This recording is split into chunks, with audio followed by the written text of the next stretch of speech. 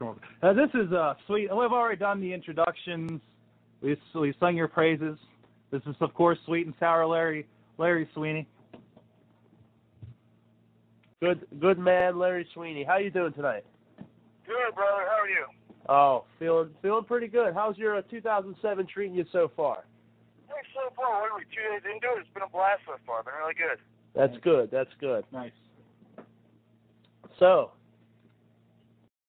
we're glad to be talking to you. Your first interview for the year 2007. We've interviewed plenty other from the IWC, like Jason Gorey, Shima Zion, John McChesney, and sexual harassment. So you're a big guy. We wanted to talk to you, definitely. All right, thank you very much. Yeah, I had a bunch of good matches with Gorey. He's a big worker, and McChesney's a great guy too. Yeah, absolutely. Definitely. Just for so we'll put out there for those maybe who haven't seen Larry Sweeney in action in person. Tell us who is Sweet and Sour Larry Sweeney. Well, the 19-time IC and current reigning ICWA Tex-Arkana Television Champion, rather. I trained in Chikara. The Chikara Wrestling Factory in Philadelphia, Pennsylvania. Had my first match May 2004, and let's see. Since then, I worked for PWG, I worked for CZW, I worked for IWA Mid South. I've worked for FIP down in Florida, IWC in Pittsburgh, World One, which has their big return show this Sunday, and I'll be there for that. And then recently, I just started with Ring of Honor, which is very exciting. Nice. What is the Tex-Arkana Television Championship for those that maybe have not heard? Well, it's about the date back to 1981. In 1981, the ICW and the ICWA, this is not the Savage ICW, not the one run by Angelo Poffo, but a different one that was located out of Baton Rouge, Louisiana. They merged and created the crown jewel of the Mississippi Delta, which was the Tex-Arkana Television Championship. This is back in the days of UHF TV, when the TV championship was, the biggest deal possible. That belt went around that area, went around the Louisiana, Texas, Oklahoma, Mississippi, Alabama, Arkansas area until it was retired in June of 1983. Now I became the champion when it was revived in June of 2005, and my good friend Playboy Buddy Rose sent me down on the express train to Shreveport, and I won a tournament there and became the newly crowned ICWA Tex-Arkana TV champ. Nice. Now you say you've recently started with Ring of Honor. Can you tell us how that came about? I see you're teaming with Chris Hero now as the Kings of Wrestling. Is that correct? I'm not exactly teaming with Chris Hero. I'm Chris Hero's agent. Chris Hero and Claudio Castagnoli had a fantastic run all over independent wrestling as the Kings of Wrestling, which is the name for their team. And in Chikara, they were aligned with Icarus Granacuma, and at one point in time, also the anarchist Eric Cannon.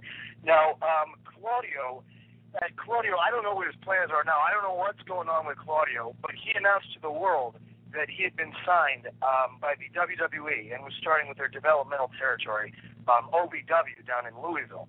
Now that put a wrench. There were some conflicts within the team. They lost the Ring of Honor tag belts. At that point in time, Chris Hero contacted me because he felt like he needed somebody who could glad hand people in the back, who could play the political game for him, shake the right hands, do what needs to be done to get accomplished what I want to get accomplished, which is that the world recognize Chris Hero for what he is, the top prospect and the top athlete in Ring of Honor, and that is my goal there. Nice. Again, is this your first time wrestling with Ring of Honor recently? Mm-hmm. Yep.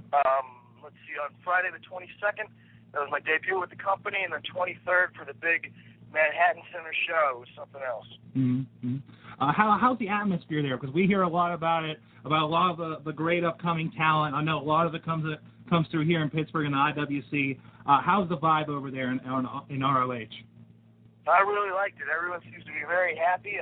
Everyone's happy that they're with the top company in independent wrestling. Everyone's very happy for their spot there, and I was very happy to be there. It was a great time. Nice.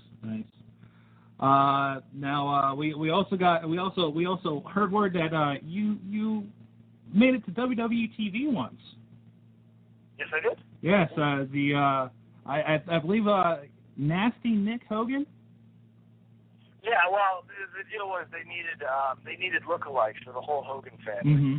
and I got contacted by Rob Feinstein.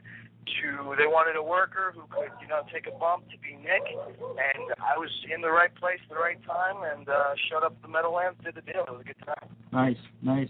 How was it to come up to the big WWE from the independents there?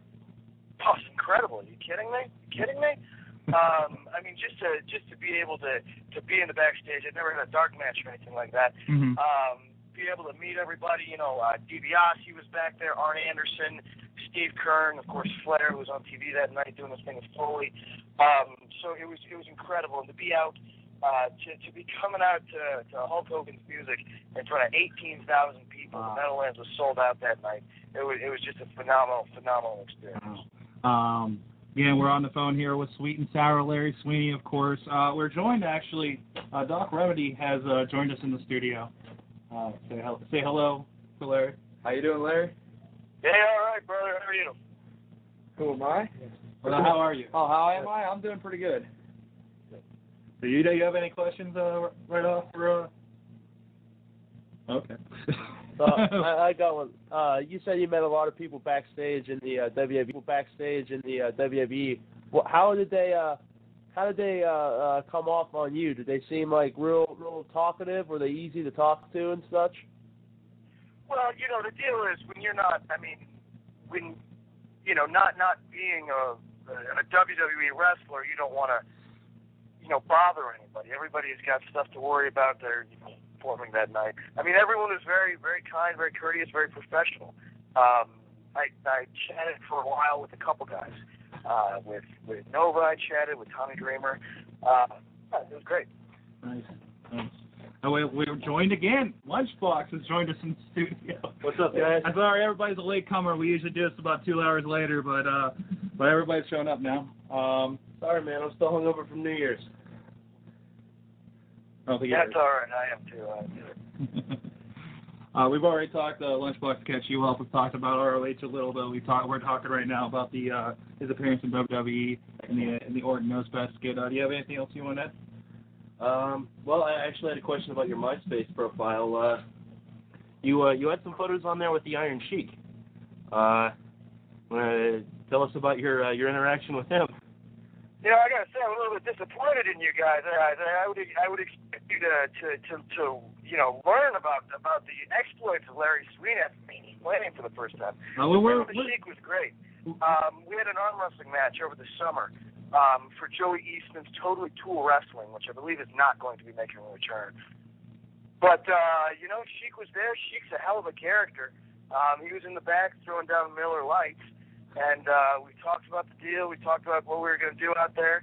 And I said, Sheik, I don't want to offend you because the man, you just don't know who you're dealing with. I don't know what Sheik's deal is. I said, Sheik, I don't want to offend you now, but I feel like it might get some great heat with the crowd if I brought up the name B. Brian Blair.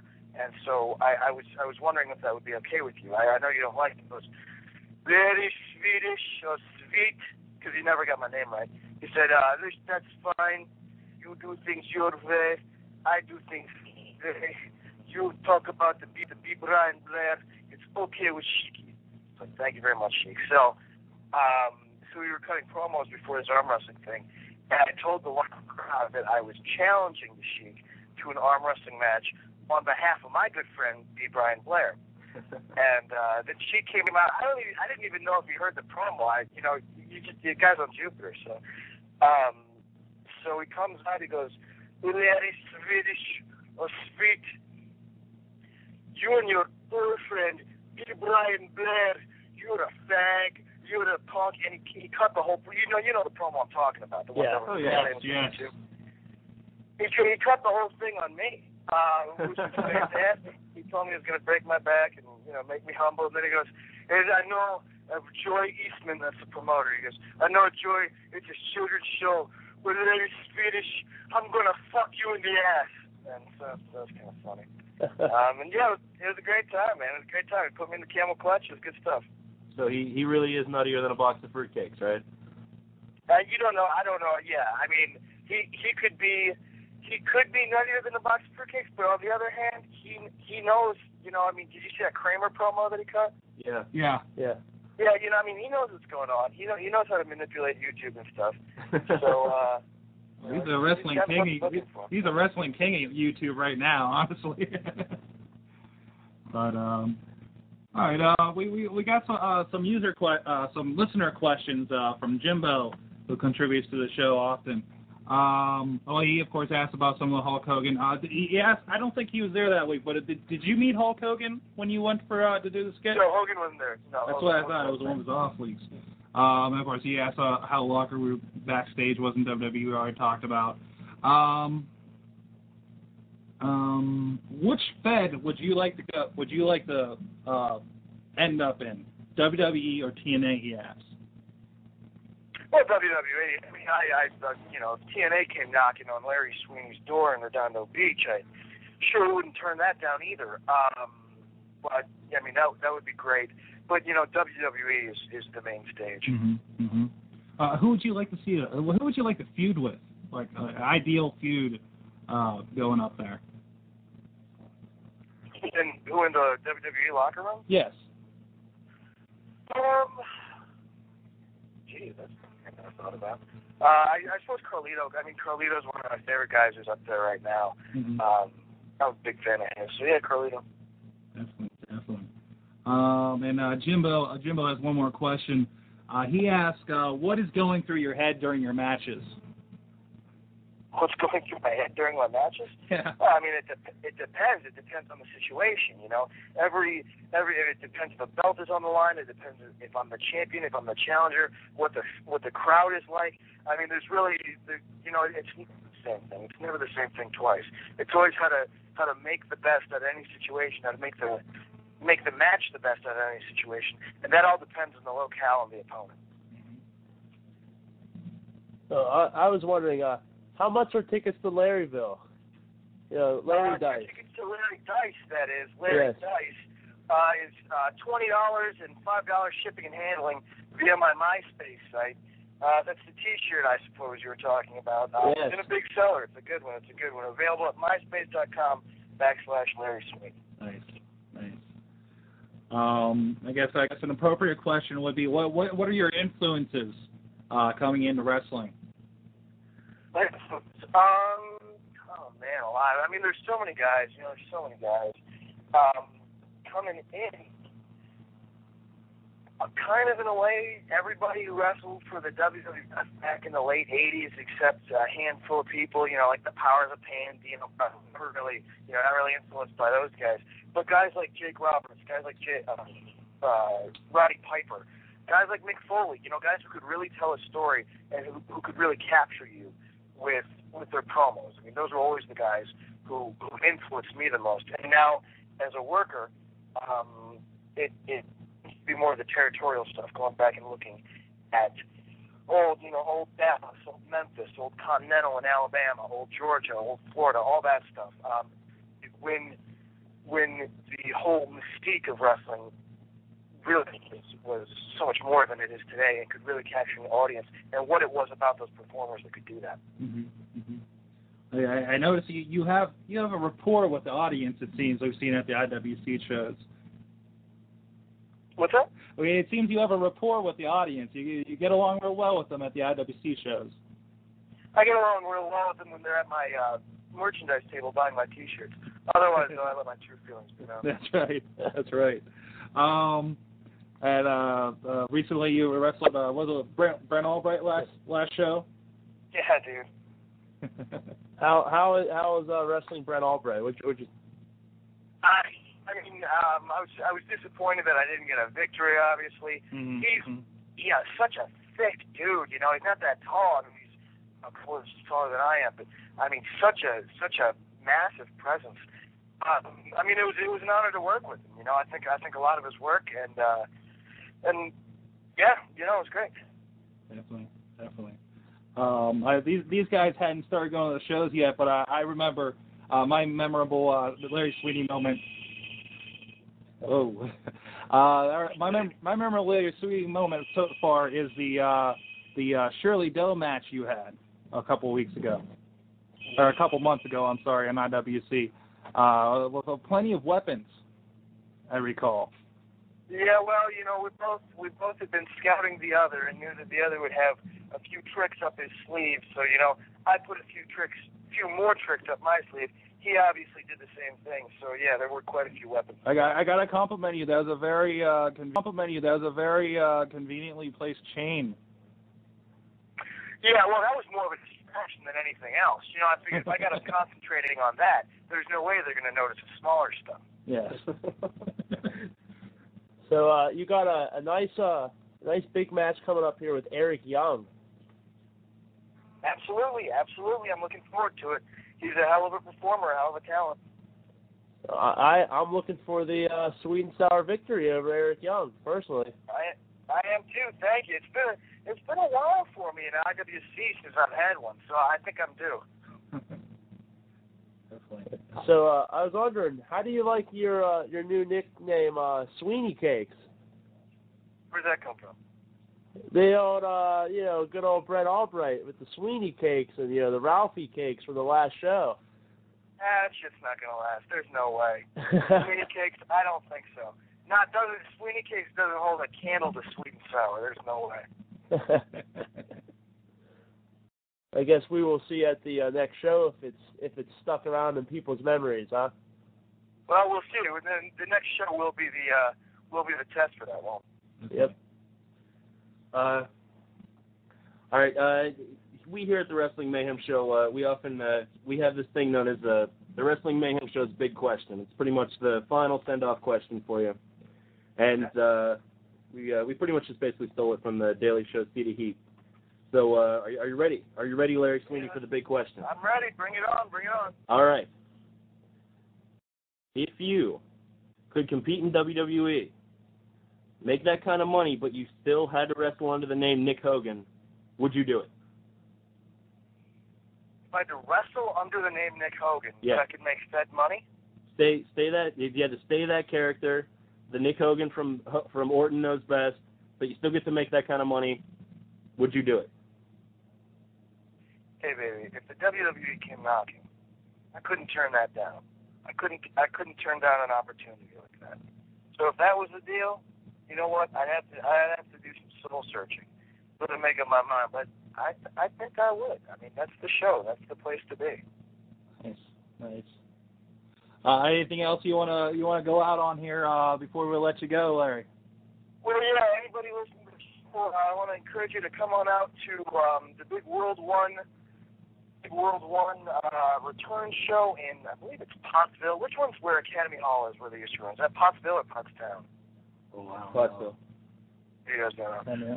Well, whatever. Pottsville. World1Wrestling.com. It's plugged on my MySpace calendar. That's coming up this Sunday. That's going to be a huge event. I'm really looking forward to that. Come and let's be online friends via MySpace. Live the lives of men and women and do it the only way it can be done. Thanks a lot for having me, guys. No problem, man. Can you send us off with a plug for the Mayhem Show? You're listening to the, what is it called? The Wrestling Mayhem Show. This is Sweet and Sour, Larry Sweeney, 19-time ICWA, Tex-Arkana TV champion, and you are listening to the Wrestling Mayhem Show. Thank you. Thank you very much. You are now a friend of the show, Mr. Sweeney. Thank you, Larry. Oh, thanks a lot for having me. You will have a cheering section at the next IWC show. No, I'll turn it into a booing section. Are we still on the air? Yes. Oh, yeah.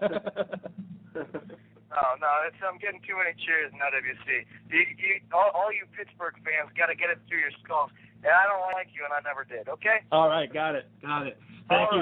Thank you, Big Larry. We'll see you. Talk to you later. All right. Bye. And that was Sweet and Sour Larry Sweeney, the newest Larry Sweeney. friend of the show. Wrecked the studio. What an interesting